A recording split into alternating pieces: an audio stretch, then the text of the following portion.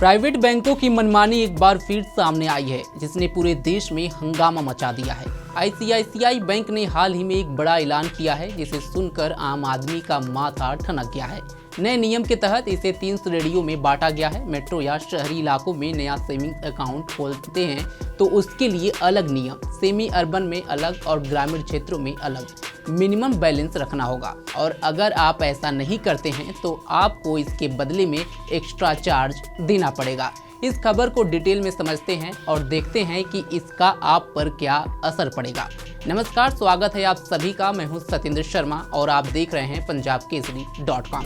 दरअसल 1 अगस्त 2025 से लागू होने वाले इस नए नियम के मुताबिक आईसीआईसीआई बैंक ने अपने मिनिमम एवरेज मंथली बैलेंस यानी कि MAB को बढ़ा दिया है। मेट्रो और शहरी क्षेत्रों में अब 50,000 रुपये का मिनिमम बैलेंस रखना अनिवार्य होगा, जो पहले सिर्फ 10,000 रुपये था, यानी 5 गुना बढ़ोतरी। सेमी अर्बन इलाकों में यह राशि 25,000 होगी और ग्रामीण क्षेत्रों में 10,000। लेकिन सवाल यह है, क्या आम आदमी के लिए इतना बैलेंस मेंटेन करना आसान है?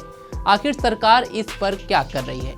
RBI इन प्राइवेट बैंकों की मनमानी पर लगाम क्यों नहीं लगाता, जो सीधे जनता की जेब पर डाका डालने पर तुले हुए हैं? पहले मेट्रो में 10,000, सेमी अर्बन में 5,000 और ग्रामीण क्षेत्रों में 2,500 से 5,000 तक मिनिमम बैलेंस की जरूरत थी। लेकिन अब ये नया नियम सिर्फ नए अकाउंट्स पर लागू होगा, यानी पुराने खाता धारकों को राहत है। लेकिन अगर आप नया अकाउंट खोलने की सोच रहे हैं तो जेब ढीली करने के लिए तैयार हो जाइए।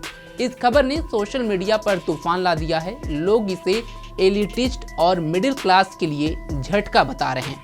एक यूजर ने लिखा, जब सैलरी ही 50,000 से कम है तो इतना बैलेंस कैसे मेंटेन करें।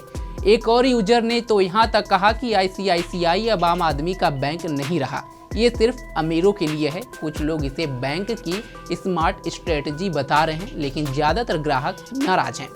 अब अगर आप इस मिनिमम बैलेंस को मेंटेन नहीं कर पाते हैं तो क्या होगा, उस पर भी नज़र डालते हैं।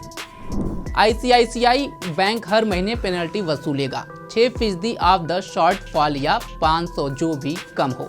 उदाहरण के लिए, अगर आपका बैलेंस 30,000 है यानी 20,000 की कमी है तो 6% की पेनल्टी यानी कि 1,200 होगी, लेकिन बैंक सिर्फ 500 लेगा। इसके अलावा कैश ट्रांजैक्शन पर भी नए चार्जेस हैं। महीने में 3 फ्री डिपॉजिट या विड्रॉल के बाद हर ट्रांजैक्शन पर 150 का चार्ज होगा।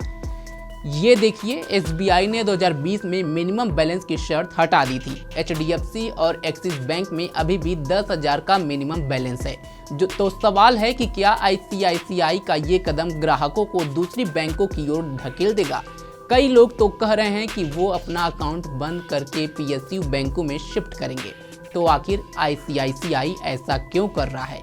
जानकारों का मानना है कि बैंक अब प्रीमियम कस्टमर को टारगेट कर रहा है। ज़्यादा बैलेंस, ज़्यादा प्रॉफिट और शायद ज़्यादा प्रीमियम सर्विसेज। लेकिन भारत में जहां औसत मासिक आय 50,000 से कम है, क्या ये कदम वाकई जायज़ है या सिर्फ मुनाफे की रेस में एक और कदम है?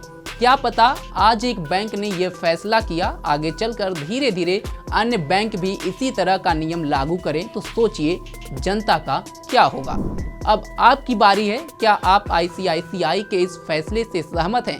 क्या आप अपने अकाउंट्स को किसी और बैंक में शिफ्ट करेंगे या फिर कोई जुगाड़ है इस मिनिमम बैलेंस को मेंटेन करने का? क्या सरकार और RBI को प्राइवेट बैंकों की मनमानी पर रोक लगानी चाहिए? कमेंट बॉक्स में हमें अपनी राय जरूर दें। फिलहाल अभी के लिए बस इतना ही। देश दुनिया की तमाम खबरों के लिए जुड़े रहे हमारे साथ और देखते रहें punjabkesari.com। धन्यवाद।